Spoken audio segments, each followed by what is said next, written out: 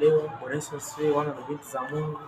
Leo tunaenda kujifunza juu ya kanuni za kiroho. Tunamwangalia Bwana Yesu alikuwa na mamlaka zaidi ya wana mbatizaji, lakini ilifika sehemu ilibidi ajinyenyekeze kwa wana mbatizaji ili kuikamilisha kazi ya ukombozi kwa wanadamu. Shetani baada ya kuleta dhambi duniani alitambua siku moja lazima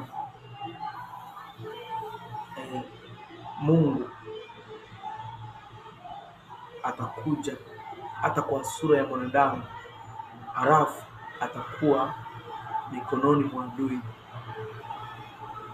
na lazima damu imwagike kwa ajili ya ukombozi wa mwanadamu, na lazima huyo mtu ateseke chini ya mkono wa adui, kwa mwamvuli wa serikali au uongozi.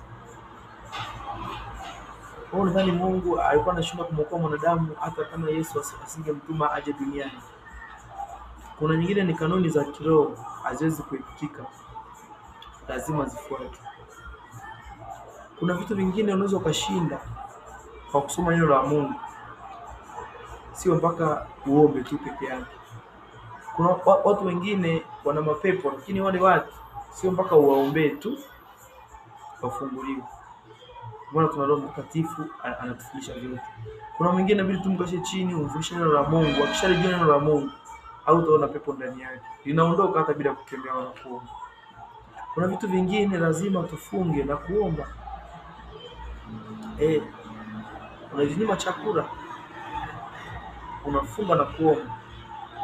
Unaona kwenye nchi kwa kama ile Yona aliyotupa kwenye ile nchi ya Ninawi akawa anakimbia Tarshishi, walifunga wao pamoja na mifugo yao, walijinyima chakula, waliomba, walitubu mbele za Mungu na Mungu akaokoa.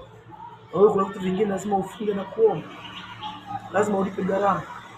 Maadui zako wanafunga na kuomba, wanakuroga wewe mwenyewe hautaki kufunga na kuomba. Kuna vitu vingine lazima utoe sadaka. Mimi siongelei kipaumbele sadaka, hapana. Hata kama iko sadaka ndogo au kubwa, unaona Mungu aliyekubariki, lazima utoe sadaka. Baadhi ya vifungo lazima viondoke kwa njia ya sadaka.